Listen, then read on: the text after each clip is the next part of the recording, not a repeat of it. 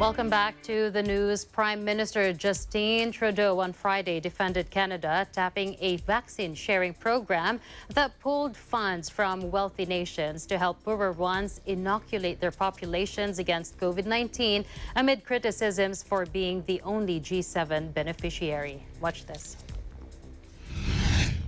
When wealthier countries invest in COVAX, half of that funding is for doses at home, and the other half is to buy doses for low and middle-income countries.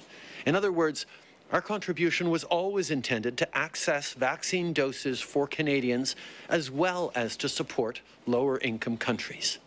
Through COVAX, pending Health Canada approval, we will receive at least 1.9 million doses of the AstraZeneca vaccine before the end of June. That's in addition to the 20 million doses we've already secured from AstraZeneca.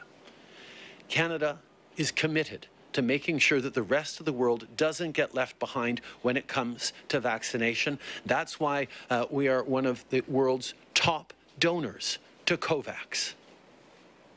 To beat this virus anywhere, we have to beat it everywhere. The COVAX program published its first distribution list this week, breaking down who would get its initial 337.2 million doses of coronavirus vaccine.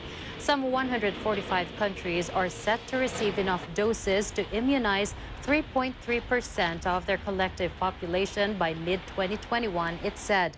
Most doses will go to lower and lower middle income economies such as India, Nigeria, and Brazil, but richer countries including Canada, New Zealand, and South Korea, who bought into the bulk purchases as backup for their own vaccine rollouts, have suddenly faced criticisms for doing so.